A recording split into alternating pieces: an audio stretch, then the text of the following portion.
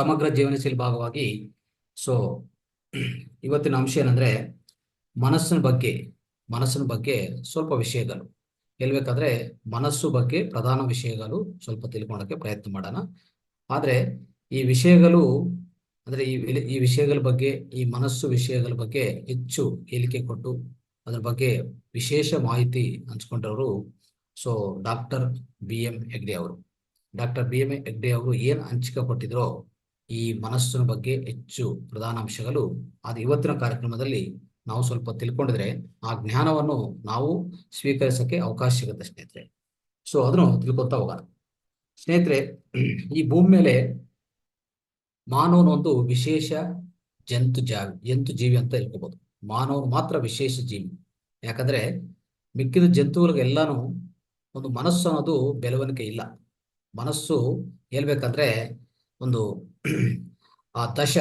ಅದಿರುವಂತ ಬೆಳವಣಿಗೆ ತುಂಬಾ ಕಡಿಮೆ ಇರುತ್ತದೆ ಮನಸ್ಸು ಅನ್ನೋದು. ಸೊ ಹೇಳ್ಬೇಕಂದ್ರೆ ಅದು ಒಂಥರ ಪ್ರಿಲಿಮಿನರಿ ಅಂತ ಹೇಳ್ತೀವಿ. ಅಂದ್ರೆ ಸೊ ಅದು ಹೇಳ್ಬೇಕಂದ್ರೆ ಜಾಸ್ತಿ ಬೆಳವಣಿಗೆ ಇಲ್ಲ, ಶ್ರೇಷ್ಠವಾಗಿಲ್ಲ, ಆದ್ರೂ ಅಭಿವೃದ್ಧಿ ಇಲ್ಲ ಆ ಮನಸ್ಸಲ್ಲಿ. ಆದ್ರೆ ಮನಸ್ಸು ಅನ್ನೋದು ಒಂದು ಜೀವಿ 84 ಲಕ್ಷಗಳ ಜೀವರಾಶಿಗಳು ಏನಿದೆಯೋ ಈ ಭೂಮಿ ಮೇಲೆ, ಅದರಲ್ಲಿ ಒಂದು ವಿಶೇಷ ಜಂತು ಯಾವ್ದಂತಪ್ಪ ಅಂದ್ರೆ ನಾವು ಮನುಷ್ಯ ಅಂತ ಹೇಳ್ತೀವಿ. ಅಂದ್ರೆ ಮಾನವನ ಅಂತ ಹೇಳ್ತೀವಿ.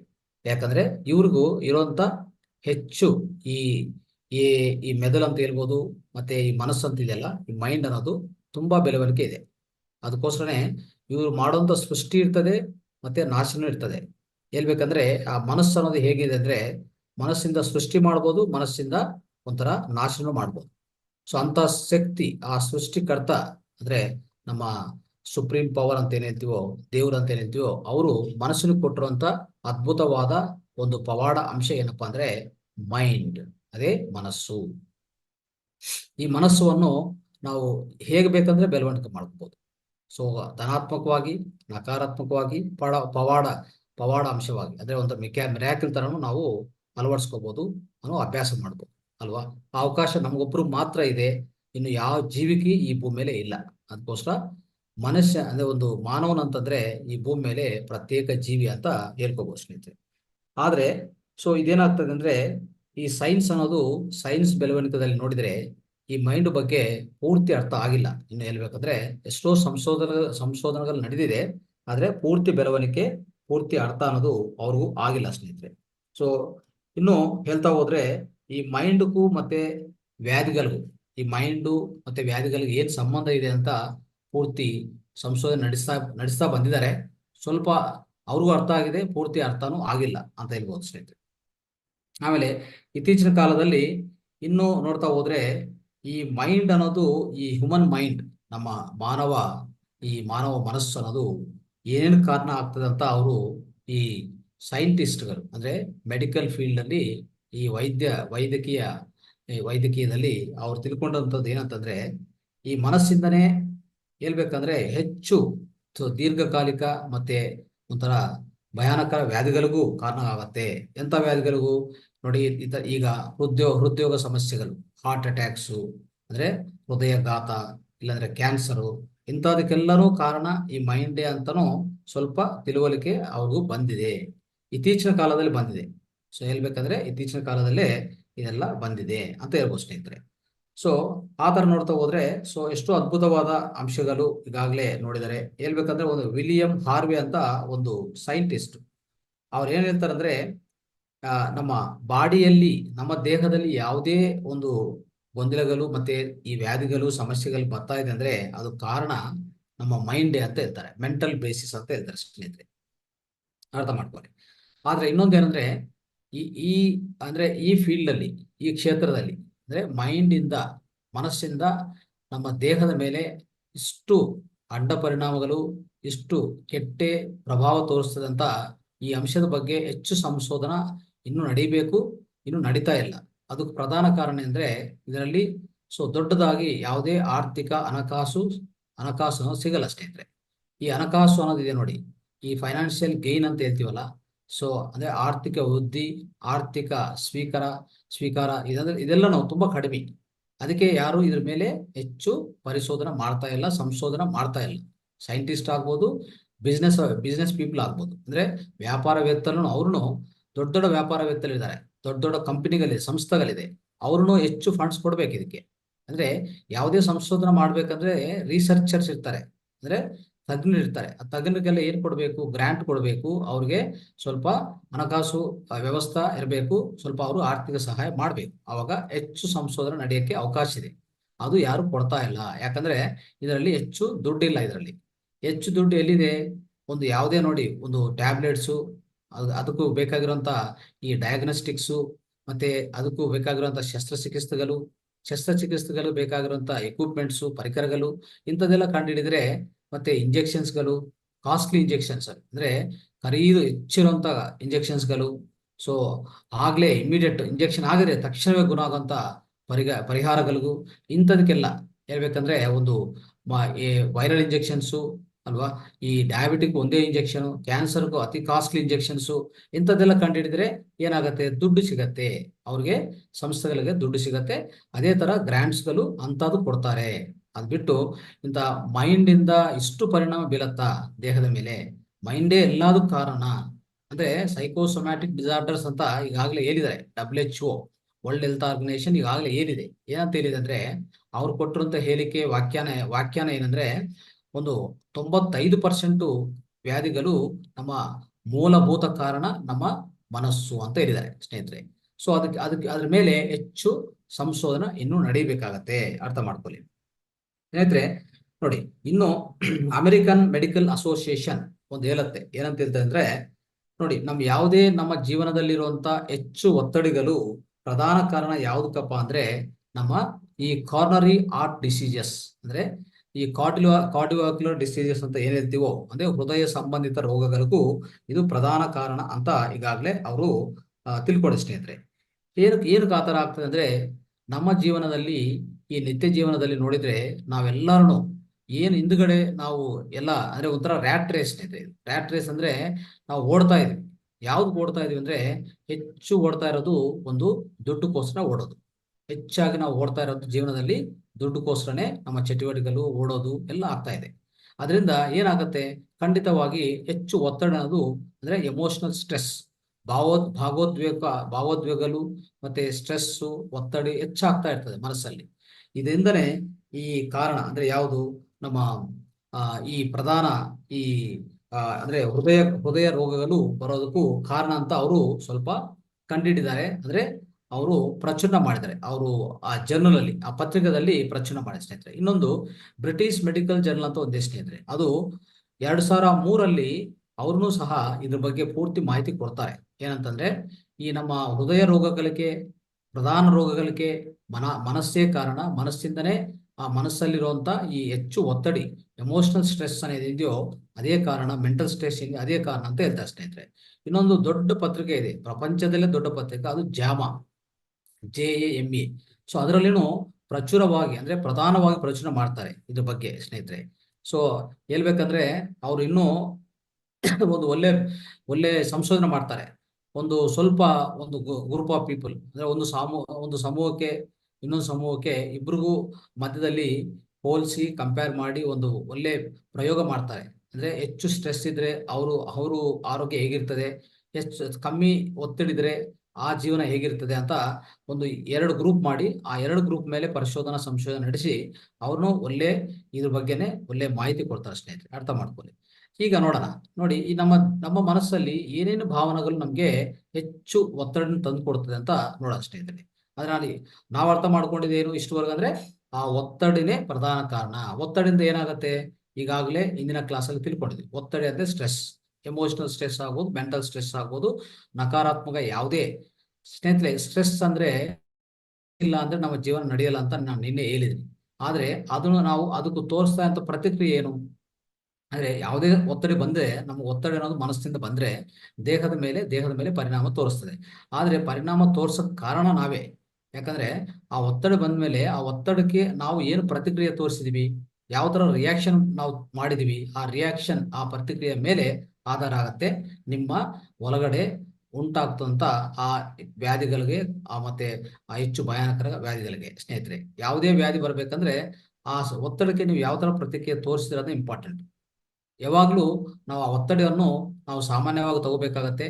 ಮತ್ತೆ ಅದೇ ಈಗ ನಿನ್ನೆ ಕ್ಲಾಸಲ್ಲಿ ನಾವು ಹೇಳ್ಕೊಂಡಿದ್ವಿ, ಒತ್ತಡೆಯಲ್ಲಿ ಎರಡು ಭಾಗ ಇರ್ತದೆ. ಒತ್ತಡ ಅಂದ್ರೆ ನಾವು ಒಂದು ದುಃಖನೇ ಅಂತ ಒತ್ತಡ ಇಲ್ಲ, ಕಷ್ಟನೇ ಒತ್ತಡ ಅಂತ ಇಲ್ಲ, ಸುಖ ದುಃಖ ಎರಡು ಒಂದೇ. ಎರಡು ಸಮಾನವಾಗಿ ನಾವು ಸ್ವೀಕರಿಸುವಾಗ ಖಂಡಿತವಾಗಿ ನಿಮ್ಗೆ ಯಾವುದೇ ಒತ್ತಡ ಅಂತ ಅನಿಸಲ್ಲ ಮನಸ್ಸಿಗೆ. ಒತ್ತಡ ಅಂತ ಯಾವಾಗ ಮನಸ್ಸಿಗೆ ಅನಿಸಲ್ಲೋ ಅದೇ ಇಂಪಾರ್ಟೆಂಟ್ ಸ್ನೇಹಿತರೆ. ಆವಾಗ ಖಂಡಿತವಾಗಿ ನಿಮ್ಮ ದೇಹದಲ್ಲಿ ಯಾವುದೇ ಅಡ್ಡ ಪರಿಣಾಮ ಬರಲ್ಲ. ಆದ್ರೆ ಇತ್ತೀಚಿನ ಕಾಲದಲ್ಲಿ ನಮ್ಗೆ ಅಂತ ಟ್ರೈನಿಂಗ್ ಎಲ್ಲಿ ಕೊಟ್ಟಿಲ್ಲ, ಅಂತ ಟ್ರೈನಿಂಗ್ ಕೊಟ್ಟಿಲ್ಲ, ಅಂತ ಮಾತುಗಳು ಹೇಳಿಕೆ ಎಲ್ಲಿ ಯಾರು ಹೇಳಿಲ್ಲ. ಅದಕ್ಕೆ ನಾವು ಯಾವುದೇ ಒತ್ತಡ ಬಂದ್ರೆ ನಕಾರಾತ್ಮಕವಾಗೇ ತಗೊಂಡದ್ದು ಹೆಚ್ಚು. ಹೆಚ್ಚು ಜನ ನಕಾರಾತ್ಮಕವೇ ತಗೊಂಡು ನಕಾರಾತ್ಮಕವೇ ಅದು ಗುಣಗಳು ಅದರಿಂದ ಅಡ್ಡ ಪರಿಣಾಮವನ್ನು ಅನುಭವಿಸ್ತಾ ಇರ್ತಾರೆ. ನೋಡಿ, ಈಗ ನಮ್ಮ ಮನಸ್ಸಲ್ಲಿ ಯಾವುದೇ ಒಂದು ವ್ಯತಿರೇಕ ಭಾವ, ಇನ್ನೊಬ್ಬರ ಮೇಲೆ ಹೇಳ್ಬೇಕಂದ್ರೆ ಅಸೂಯ, ಇನ್ನೊಬ್ಬರ ಮೇಲೆ ಕೋಪ, ಇನ್ನೊಬ್ಬರ ಮೇಲೆ ಫ್ರಸ್ಟ್ರೇಷನ್ ಅಂತ ಹೇಳ್ತೀವಿ, ಒಂದು ವಿಕಾರ ಭಾವ, ಇದೆಲ್ಲ ಇರ್ತದೆ ಸ್ನೇಹಿತರೆ. ಸೊ ಇಂಥದ್ದೆಲ್ಲ ಹೇಳ್ಬೇಕಂದ್ರೆ ಒಂದು ಕೋಪ ಆಗ್ಬೋದು, ಇನ್ನೊಬ್ಬರ ಮೇಲೆ ಅಸೂಯ, ಇನ್ನೊಬ್ಬರ ಮೇಲೆ ಹೆಚ್ಚು ಹೇಳ್ಬೇಕಂದ್ರೆ ದ್ವೇಷ ಭಾವ ಇರ್ತದೆ ನೋಡಿ. ಸೊ ಇನ್ನೊಬ್ಬರ ಜೊತೆಗೆ ಶತ್ರುತ್ವ, ಈ ಭಾವನೆಗಳೇ ಹೆಚ್ಚಾಗಿ ನಮ್ಮ ಮನಸ್ಸಲ್ಲಿರುವಂತ ಈ ವ್ಯತಿರೇಕ ಆಲೋಚನೆಗಳು ಹೇಳ್ಬೇಕಂದ್ರೆ ನಕಾರಾತ್ಮಕ ಭಾವನೆಗಳು ಅಂತ ಹೇಳ್ಬೋದು ಸ್ನೇಹಿತರೆ. ಇವೇ ನಕಾರಾತ್ಮಕ ಭಾವನೆಗಳು ಹೆಚ್ಚಾಗಿ ನಡೀತಾ ಇರುವಂತ ಮಾನವ ಕುಲದಲ್ಲಿ, ಅರ್ಥ ಮಾಡ್ಕೊಳ್ಳಿ. ಸೊ ಇದೆಲ್ಲ ಏನ್ ತೋರಿಸ್ತದೆ ಸ್ನೇಹಿತರೆ, ಆ ಜೊತೆಗೆ ಇನ್ ಸ್ವಲ್ಪ ರಿಸರ್ಚ್ ಮಾಡುವಾಗ ಏನಾಯ್ತು, ಒಂದು ಪ್ರೇಮ, ದಯ ಅಲ್ವಾ, ಮತ್ತೆ ಯಾವುದೇ ಸಾಮಾಜಿಕ ಬೆಂಬಲಿಕೆ ಅಲ್ವಾ, ಮತ್ತೆ ನಮ್ಮ ವರ್ಕ್ ಸ್ಯಾಟಿಸ್ಫ್ಯಾಕ್ಷನ್ ಅಂದ್ರೆ ನಾವು ಮಾಡುವಂತ ಕೆಲಸದಲ್ಲಿ ತೃಪ್ತಿ, ಇವನು ಸಹ ನಮ್ಮ ದೇಹದ ಮೇಲೆ ಒಳ್ಳೆಯ ಪರಿಣಾಮ ತೋರಿಸ್ತದೆ ಅಂತ ಅದನ್ನೂ ಕಂಡಿದ್ದಾರೆ, ಅದನ್ನು ಸ್ಟಡಿ ಮಾಡಿದ್ದಾರೆ ಸ್ನೇಹಿತರೆ. ಸ್ಟಡಿ ಮಾಡಿದ್ದಾರೆ ಈಗಾಗಲೇ, ಅರ್ಥ ಮಾಡ್ಕೊಳ್ಳಿ. ಅದಕ್ಕೋಸ್ಕರ ಸ್ನೇಹಿತರೆ ಯಾವುದೇ ನೋಡಿ ಈ ತರ ನಕಾರಾತ್ಮಕ ಭಾವನೆಗಳು ಏನ್ ಮಾಡ್ತದೆ ಅಂದ್ರೆ ದೇಹದಲ್ಲಿ ಬ್ಲಡ್ ಪ್ರೆಷರ್ನ ಹೆಚ್ಚು ಮಾಡುತ್ತೆ, ಅರ್ಥ ಮಾಡ್ಕೊಳ್ಳಿ. ಮತ್ತೆ ನಮ್ಮ ಹೃದಯ ಬಡಿತ ಹೆಚ್ಚು ಮಾಡುತ್ತೆ. ಆ ಜೊತೆಗೆ ನಮ್ಮ ಬ್ರೀತಿಂಗ್ ಇದೆಲ್ಲ ಅಂದ್ರೆ ಶ್ವಾಸ ಏನಾಗ್ತಾ ಇದೆಯೋ ಹೆಚ್ಚು ಶ್ವಾಸಗಳು ತಗೊಳ್ಳುವಂತ ಪರಿಸ್ಥಿತಿ ಬರುತ್ತೆ. ಇದರಿಂದ ಏನಾಗುತ್ತೆ ಅಂದ್ರೆ ಇನ್ನು ಹೇಳ್ಬೇಕಂದ್ರೆ ಈ ನಕಾರಾತ್ಮಕ ಭಾವನೆಗಳಿಂದ ನಮ್ಮ ದೇಹ ಒಳಗಡೆ ಈಗಾಗಲೇ ಉಂಟಾಗುತ್ತಾ ಈ ಹೆಚ್ಚು ಆಗ್ತಾ ಹೋದ್ರೆ ಅದಕ್ಕೆ ಅದೇ ದೀರ್ಘಕಾಲಿಕ ಒತ್ತಡ ಅಂತ ಹೇಳಿ ಸ್ನೇಹಿತರೆ. ದೀರ್ಘಕಾಲಿಕ ಒತ್ತಡ ಯಾವ್ದು ಕಾರಣ ಆಗತ್ತಂದ್ರೆ ಹೇಳ್ಬೇಕಂದ್ರೆ ಒಂಥರ ಭಯಾನಕರ ರೋಗಗಳಿಗೆ ಕಾರಣ ಆಗ್ತದೆ ಅಂತ ನಾವು ಅರ್ಥ ಮಾಡ್ಕೋಬೇಕು ಸ್ನೇಹಿತರೆ. ಸೊ ಇದರಿಂದ ನಾವು ಖಂಡಿತವಾಗಿ ಈಗಾಗಲೇ ಇತ್ತೀಚಿನ ಕಾಲದಲ್ಲಿ ಹೆಚ್ಚಾಗಿ ಆಗ್ತಾ ಇರೋಂಥ ಹಾರ್ಟ್ ಅಟ್ಯಾಕ್ಗಳು, ಸಡನ್ ಡೆತ್. ಸೊ ನೋಡ್ತಾ ಇರ್ತೀವಿ ನಾವು, ಹೆಚ್ಚು ಜನ ಅವ್ರ ಒಳಗಡೆ ಈ ದೀರ್ಘಕಾಲಿಕ ಈ ಒತ್ತಡನ್ನು ಹಾಗೆ ನಿರ್ವಹಣೆ ಮಾಡ್ಕೊಂಡು ಬರ್ತಾ ಇರ್ತಾರೆ. ಅದು ಒತ್ತಡ ಇದೆ, ಅದು ತೆಗೆದಾಕ್ಬೇಕು, ಈ ತರ ಪರಿಹಾರ ಮಾಡ್ಕೋಬೇಕು. ಯಾವುದೇ ಒಂದು ಅವ್ರಿಗೆಲ್ಲ ಏನು ಗೊತ್ತಿಲ್ಲ, ಒಂದು ಪ್ರಾಣಾಯಾಮ ಗೊತ್ತಿಲ್ಲ, ಒಂದು ಧ್ಯಾನ ಗೊತ್ತಿಲ್ಲ, ಒಳ್ಳೆ ಮಾತುಗಳು ಗೊತ್ತಿಲ್ಲ, ಒಳ್ಳೆ ಬುದ್ಧಿ ಗೊತ್ತಿಲ್ಲ. ಅವಾಗ ಏನಾಗತ್ತೆ, ಆ ಒತ್ತಡ ಹಾಗೆ ಇಟ್ಕೋತಾರೆ ದೀರ್ಘಕಾಲವಾಗಿ. ಅವಾಗ ಏನಾಗತ್ತೆ, ಇರೋದು ಸಡನ್ ಆಗಿ ನೋಡ್ತಾ ಇರ್ತೀವಿ ಎಷ್ಟೋ ಜನ ಸಡನ್ ಆಗಿ ಹಾರ್ಟ್ ಅಟ್ಯಾಕ್ ಆಗೋದು, ತೀರೋಗೋದು, ಸಡನ್ ಡೆತ್, ಇದೆಲ್ಲ ಆಗ್ತಾ ಇರೋದು ಕಾರಣ ಖಂಡಿತವಾಗಿ ಈ ದೀರ್ಘಕಾಲಿಕ ಒತ್ತಡ ಅವ್ರ ಒಳಗಡೆ ಇದೆ. ಅವ್ರು ಗೊತ್ತಾಗ್ತಾ ಇಲ್ಲ, ಇದೆ ಅಂತಾನೂ ಗೊತ್ತಾಗ್ತಾ ಇಲ್ಲ ಸ್ನೇಹಿತರೆ, ಅರ್ಥ ಮಾಡ್ಕೊಳ್ಳಿ. ಸೊ ಇಂಥ ಪರಿಸ್ಥಿತಿ ನಾವು ಸಮಾಜದಲ್ಲಿ ನೋಡ್ತಾ ಇದ್ದೀವಿ ಸ್ನೇಹಿತರೆ. ಆದ್ರೆ ಈ ನಕಾರಾತ್ಮಕ ಭಾವನೆಗಳೇನಿದೆಯೋ ನಾವು ಅದನ್ನು ಪರಿವರ್ತನೆಗೊಳಿಸಕ್ಕೆ ಸಾಧ್ಯವಿದೆಯಾ ಸ್ನೇಹಿತರೆ? ಅಂದ್ರೆ ಪರಿವರ್ತನೆಗೊಳಿಸಕಂದ್ರೆ ಅದು ನಕಾರಾತ್ಮಕದಿಂದ ಧನಾತ್ಮಕ ಕಡೆ ನಾವು ಅದನ್ನು ಪರಿವರ್ತನೆಗೊಳಿಸಕ್ಕೆ ಸಾಧ್ಯವಾಗತ್ತಾ ಅಂದ್ರೆ ಇದು ಒಂದು $1 million ಕ್ವಶನ್ ಸ್ನೇಹಿತರೆ. $1 million ಕ್ವಶನ್ ಅಂತ ಹೇಳ್ಬೋದು. ಯಾಕಂದ್ರೆ ನೋಡ್ತಾ ಇರ್ತೀವಿ, ಸೊ ಎಷ್ಟೋ ಈಗಾಗಲೇ ಸ್ನೇಹಿತರೆ ನೋಡ್ತಾ ಇದ್ರೆ ಈ ಪ್ರತಿಯೊಬ್ಬರಲ್ಲಿ ಅವರು ವ್ಯವಹಾರದಲ್ಲಿ ಅಂದ್ರೆ ಬಿಹೇವಿಯರಲ್ ಚೇಂಜಸ್ ಅಂದ್ರೆ ಅವರು ನಡವಳಿಕೆ ಏನಿದೆ ಅದರಲ್ಲಿ ಹೆಚ್ಚು ಬೆಳವಣಿಗೆ ಬರಬೇಕು. ಮತ್ತೆ ಧ್ಯಾನ ಅಂತದ್ದು, ಮತ್ತೆ ಈ ಸ್ಟ್ರೆಸ್ ಮ್ಯಾನೇಜ್ಮೆಂಟ್ ಅಂತ ಅಂದ್ರೆ ಈಗಾಗಲೇ ನಾವು ನಿನ್ನೆ ತಿಳ್ಕೊಂಡಿದ್ವಿ, ಒತ್ತಡನ ಯಾವ ತರ ನಿರ್ವಹಣೆ ಮಾಡ್ಕೋಬೇಕು ಅಂತ. ಇಂಥದೆಲ್ಲ ಪಾಲನೆ ಮಾಡಿದ್ರೆ ಸ್ವಲ್ಪ ನಿಮ್ಗೆ ಹೆಲ್ಪ್ ಆಗ್ಬೋದು ಸ್ನೇಹಿತರೆ, ಆದ್ರೆ ಹೆಲ್ಪ್ ಆಗತ್ತೆ. ಸೊ ಇಂಥದ್ದು ಎಲ್ಲಿ ಪಾಲನೆ ಮಾಡ್ತಾ ಇದಾರೆ, ಯಾರು ಪಾಲನೆ ಮಾಡ್ತಾ ಇದ್ದಾರೆ ಅಂದ್ರೆ ಯಾರು ಇಲ್ಲ ಅಂತ ಹೇಳ್ಬೋದು ಸ್ನೇಹಿತರೆ. ಸೊ ಯಾರನ್ನು ಸ್ವತಃ ಪಾಲನೆ ಮಾಡಕ್ಕೆ ಹೋಗ್ತಾ ಇಲ್ಲ. ಆ ಕಡೆ ರಿಸರ್ಚ್ ನಡೀತಾ ಇಲ್ಲ, ಆ ಕಡೆ ಯಾರು ಗಮನ ಕೊಡ್ತಾ ಇಲ್ಲ. ಆದ್ರೆ ಗಮನ ಕೊಟ್ರೆ ಬೇಗವಂತವಾಗಿ ನಾವು ಒಳ್ಳೆ ಪರಿಹಾರಗಳು ತಗೋಬಹುದು. ಇನ್ನೊಂದು ಸ್ನೇಹಿತರೆ, ಇಂಥ ಪರಿಸ್ಥಿತಿಯಲ್ಲಿ ನಾವೇನ್ ಮಾಡ್ಬೇಕಂದ್ರೆ ನಮ್ಮ ಇಂದಿನ ಕಾಲದಲ್ಲಿ ನಡೆದಿರುವಂತ ಅದ್ಭುತವಾದ ರಿಸರ್ಚ್ ಅಂದ್ರೆ ನಮ್ಮ ಪುರಾತನ ವೈದ್ಯ ವಿಧಾನ, ಪುರಾತನ ಜೀವನ ವಿಧಾನ, ಆಯುರ್ವೇದ ನಾವು ಖಂಡಿತವಾಗಿ ಇಲ್ಲಿ ಸ್ವಲ್ಪ ಹೇಳ್ಕೋಬೇಕಾಗತ್ತೆ.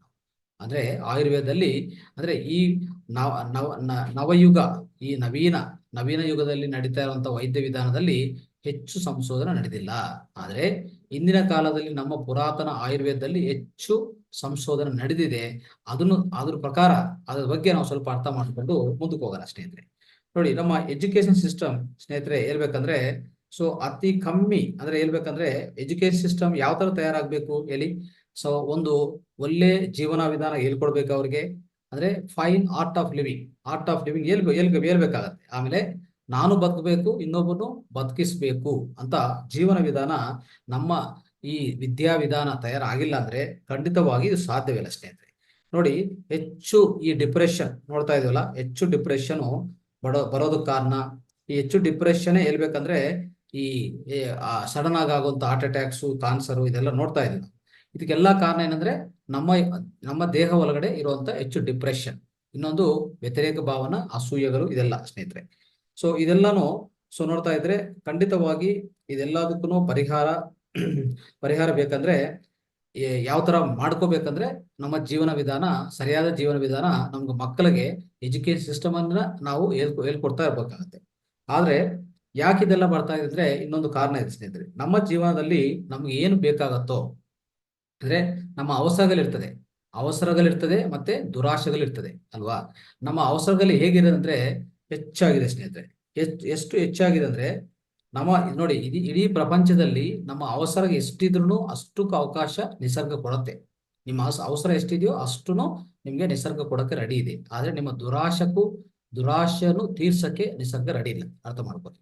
ಯಾವಾಗ ದುರಾಶೆ ಅನ್ನೋದು ಹೆಚ್ಚಾಗಿದೆಯೋ ಮನಸ್ಸಿಗೆ ಏನಾಗಿದೆ, ಈ ಡಿಪ್ರೆಷನ್ ಅಂದ್ರೆ ಈ ಒತ್ತಡಿ, ಹೇಳ್ಬೇಕಂದ್ರೆ ಈ ನ್ಯೂನತಾ ಭಾವನಾ ಇದೆಲ್ಲ ಹೆಚ್ಚಾಗಿದೆ. ಖಿನ್ನತೆ ಭಾವನಾ ಹೇಳ್ಬೇಕಂದ್ರೆ ಇದೆಲ್ಲಾನು ಹೆಚ್ಚಾಗಿದ್ದ ಕಾರಣ ಏನಂತಂದ್ರೆ ಅವ್ರ ಒಳಗಡೆ ಇರುವಂತ ದುರಾಶೆ. ಈ ದುರಾಶೆ ಅನ್ನೋದು ನಾವು ಯಾವಾಗ್ಲೂ ಕಡಿಮೆ ಮಾಡ್ಕೋಬೇಕು ಸ್ನೇಹಿತರೆ.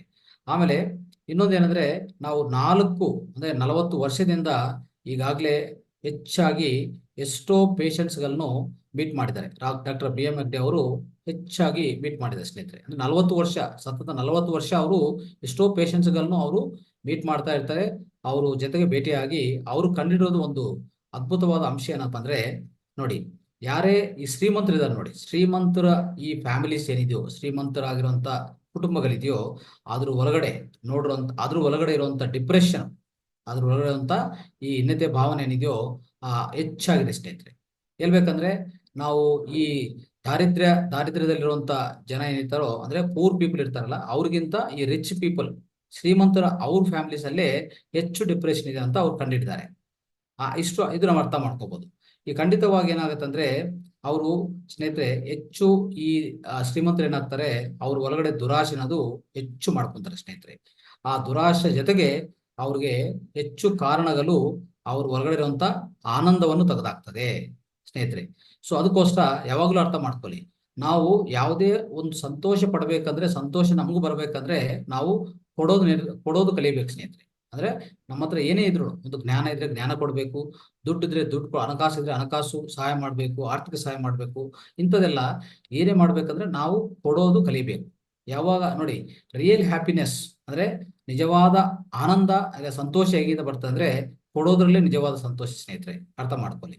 ಸೊ ಇದು ಯಾವಾಗ ನಾವು ಅಳವಡಿಸ್ಕೊಂತೀವೋ ಸ್ನೇಹಿತರೆ, ಖಂಡಿತವಾಗಿ ಯಾವ ಡಿಪ್ರೆಷನ್ ಬರಲ್ಲ. ಅರ್ಥ ಮಾಡ್ಕೊಳ್ಳಿ. ನೋಡಿ, ಅಂತ ಇನ್ನೊಬ್ರಿಗೆ ಸಹಾಯ ಮಾಡ್ತಾ ಹೋಗ್ತೀವಿ ಅಂತ ಇಟ್ಕೊಳ್ಳಿ. ನಮ್ಮ ಜೀವನದಲ್ಲಿ ನಾವು ಇನ್ನೊಬ್ರಿಗೆ ಯಾವಾಗ್ಲೂ ಸಹಾಯ ಮಾಡ್ತಾ ಇರುವಾಗ ಏನಾಗುತ್ತೆ, ಇನ್ನೊಬ್ರಿಗೆ ಯಾವುದೇ ಒಂದು ಹಣಕಾಸೇ ಇಲ್ಲ, ಒಂದು ಜ್ಞಾನ ಕೊಡೋದು, ಮತ್ತೆ ಒಳ್ಳೆ ಮಾತುಗಳು ಹೇಳೋದು, ಯಾವುದೇ ಒಂದು ಒಳ್ಳೆ ಟೀಚಿಂಗ್ ಮಾಡೋದು, ಒಳ್ಳೆ ಕೆಲಸ ಅವ್ರಿಗೆ ಕಲ್ಸ್ಕೊಡೋದು, ಒಳ್ಳೆ ವಿದ್ಯೆ ಕಲ್ಸ್ಕೊಡೋದು ಎಲ್ಲ ಮಾಡ್ತಾ ಇರುವಾಗ ನಾವು ಯಾವಾಗ್ಲೂ ಹೆಂಗಿರ್ತೀವಿ, ನಿಜವಾಗಿ ಹೇಳ್ಬೇಕಂದ್ರೆ ಆಗಿರ್ತೀವಿ. ಅವಾಗ ನಮ್ಗೆ ಯಾವುದೇ ಬೇರೆ ಅನ್ಯದ ಯೋಚನೆಗಳು ಬರಲ್ಲ. ಅಂದ್ರೆ ಅವಾಗ ಯಾವುದು ಡಿಪ್ರೆಷನ್ ನಮ್ಮಲ್ಲಿ ಇರಲ್ಲ ಅಂತ ಹೇಳ್ಬೋದು ಸ್ನೇಹಿತರೆ. ಅಂತ ಅದ್ಭುತವಾದ ವಿಷಯಗಳಿವೆಲ್ಲ. ಸೊ ಸ್ನೇಹಿತರೆ, ಇನ್ನೊಂದು ಡಿಪ್ರೆಷನ್ ಕಾರಣ ಇನ್ನೊಂದು ಏನಂದ್ರೆ ನಮ್ಮ ನಿರೀಕ್ಷೆಗಳು.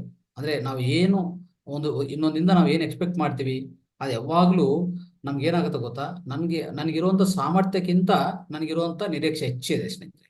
ಅಂದ್ರೆ ನಮ್ಗೆ ಒಂದು ಸಾಮರ್ಥ್ಯ ಇರ್ತದೆ. ಎಷ್ಟು ಸಾಮರ್ಥ್ಯ ಅಂದ್ರೆ ನನಗೂ 30,000 ಸಂಬಳ ಬರುವಂತ ಸಾಮರ್ಥ್ಯ ಅಂತ ಇಟ್ಕೊಳ್ಳಿ. ನನ್ಗೇನ್ ಬೇಕಾಗಿದೆ, ನನ್ನ ಎಕ್ಸ್ಪೆಕ್ಟೇಷನ್ ಆಗ್ಬೋದು, ನನ್ನ ನಿರೀಕ್ಷೆ ಒಂದು 50,000 1 ಲಕ್ಷ ಇದೆ. ಒಂದು ತಿಂಗಳಿಗೆ. ಅವಾಗ ಏನಾಗುತ್ತೆ, ಅದು ಬಂದಿಲ್ಲ ಅಂತ ಇಟ್ಕೊಳ್ಳಿ, ಅದು ವ್ಯಾಪಾರ ಆಗ್ಬೋದು, ಒಂದು ಯಾವುದೇ ಬಿಸ್ನೆಸ್ ಆಗ್ಬೋದು, ಇಲ್ಲಾಂದ್ರೆ ಒಂದು ಜಾಬ್ ಆಗ್ಬೋದು, ಒಂದು ವೃತ್ತಿ ಆಗ್ಬೋದು, ಒಂದು ಪ್ರೊಫೆಷನ್ ಆಗ್ಬೋದು. ಅದರಲ್ಲಿ ನಮ್ಗೆ ಇರುವಂತ ಸಾಮರ್ಥ್ಯ ಒಂದು ತಿಂಗಳಿಗೆ 30,000 40,000, ಆದ್ರೆ ನಮ್ಮ ನಿರೀಕ್ಷೆ ಹೆಂಗಿದೆ, 1,00,000 ಇದೆ. ಅದು ಬಂದಿಲ್ಲ ಅಂದ್ರೆ ಏನಾಗ್ತದೆ, ಖಂಡಿತವಾಗಿ ನಿಮ್ಮ ಎಕ್ಸ್ಪೆಕ್ಟೇಷನು ಅದು ತೀರ್ಸಲ್ಲ. ನಿಮ್ಮ ನಿರೀಕ್ಷೆನಿದೆಯೋ ಅದು ತೀರ್ಸಕ್ಕಾಗಲ್ಲ. ಅವಾಗ ಅದು ನೆರವೇರಲ್ಲ. ಅವಾಗ ಏನಾಗುತ್ತೆ, ನಮಗೂ ಈ ಡಿಪ್ರೆಷನ್ ಅಂತ ಬರ್ತದೆ ಸ್ನೇಹಿತರೆ. ಅವಾಗ ಒತ್ತಡ ಅದು ಹೆಚ್ಚಾಗ್ತಾ ಹೋಗ್ತದೆ. ಸೊ ಅದಕ್ಕೋಸ್ಕರ ಸ್ನೇಹಿತರೆ, ನಮ್ಮ ಯಾವುದೇ ಎಜುಕೇಶನ್ ಸಿಸ್ಟಮ್ ಅಲ್ಲಿ ಇದೆಲ್ಲಾನು ಹೇಳ್ಕೊಡ್ಬೇಕಾಗಿದೆ, ಎಲ್ಲಿ ಹೇಳ್ಕೊಡುವಂತ ಅವಕಾಶ ಸಿಕ್ಕಿಲ್ಲ. ಅದಕ್ಕೋಸ್ಕರನೇ ಸ್ನೇಹಿತರೆ, ಸೊ ಅದಕ್ಕೋಸ್ಕರ ಏನಾಗುತ್ತೆ, ಖಂಡಿತವಾಗಿ ಇದು ಅವಕಾಶ ಸಿಕ್ಕಿಲ್ಲ. ನಾವು ಕಲಿಯೋದಕ್ಕೂ ನಮ್ಮ ಸ್ಟೂಡೆಂಟ್ಸ್ಗೂ ಅವಕಾಶ ಅನ್ನೋದು ಯಾವಾಗ ಸಿಕ್ಕಿಲ್ಲ, ಅರ್ಥ ಮಾಡ್ಕೊಳ್ಳಿ. ಅದೇ ಅಷ್ಟೇ, ಅಂದ್ರೆ ನಮ್ಮ ಯಾವಾಗ್ಲೂ ಅಷ್ಟೇ, ನಾವು ಏನೇ ಒಂದು ಮಾಡ್ತಾ ಇದ್ವಿ ಅಂದ್ರೆ ನಮ್ಮ ಎಕ್ಸ್ಪೆಕ್ಟೇಷನ್ ತುಂಬಾ ಹೈ ಇಟ್ಕೊಂಡು ಮಾಡಬಾರ್ದು ಸ್ನೇಹಿತರೆ. ಅವಾಗ ಏನಾದ್ರೂ ಫೇಲ್ ಆಗಿದ್ರೆ ಅದು ನೇರವಾಗಿ ಡಿಪ್ರೆಷನ್ ಕಾರಣ ಆಗುತ್ತೆ ಸ್ನೇಹಿತರೆ, ಅರ್ಥ ಮಾಡ್ಕೊಳ್ಳಿ. ಇನ್ನೊಂದು ಡಿಪ್ರೆಷನ್ ಕಾರಣ ಇದೆ, ಅದೇನಂದ್ರೆ ಅಸೂಯೆ ಸ್ನೇಹಿತರೆ.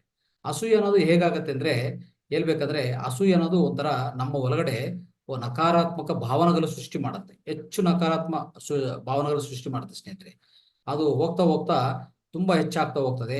ಅದು ಕಾರಣನೂ ಒಂದೇ ಕಾರಣ ಏನಂದ್ರೆ, ನಮ್ಮ ಆಪೋಸಿಟ್ ಅವರು, ಅಂದ್ರೆ ನಮ್ಮ ಸುತ್ತಮುತ್ತಿರೋರು, ಪಕ್ಕದವರು, ಗೊತ್ತಿರೋರು, ಯಾವುದೇ ಸಂಬಂಧಿಕರು, ಅವರು ತುಂಬಾ ಹೆಚ್ಚಾಗಿ ಬೆಳವಣಿಗೆ ಆಗ್ತಾ ಇದ್ದಾರೆ ಅಂತ ಅವ್ರು ನೋಡಿ ನಮ್ಗೆ ಒಂದು ಅಸೂಯೆ ಭಾವನೆ ಸ್ಟಾರ್ಟ್ ಆಗುತ್ತೆ. ಈ ಅಸೂಯದಿಂದ ಸ್ನೇಹಿತರೆ, ಖಂಡಿತವಾಗಿ ತುಂಬಾ ಆರೋಗ್ಯದಲ್ಲಿ, ಅಂದ್ರೆ ಈ ನಕಾರಾತ್ಮಕ ಯೋಚನೆ ಹೆಚ್ಚಾಗಿ ಡಿಪ್ರೆಷನ್ ಜಾಸ್ತಿ ಆಗಿ ನಮ್ಗೆ ತುಂಬಾ ಆರೋಗ್ಯ ಉಂಟಾಗ್ತದೆ ಸ್ನೇಹಿತರೆ. ಆರೋಗ್ಯದಲ್ಲಿ ಹೆಚ್ಚು ಹೇಳ್ಬೇಕಂದ್ರೆ ಭಯಾನಕರ ರೋಗಗಳು ಶುರು ಆಗ್ತದೆ ಸ್ನೇಹಿತರೆ. ಅದಕ್ಕೋಸ್ಕರ ಇವೆಲ್ಲ ನಾವು ಅರ್ಥ ಮಾಡ್ಕೋಬೇಕು.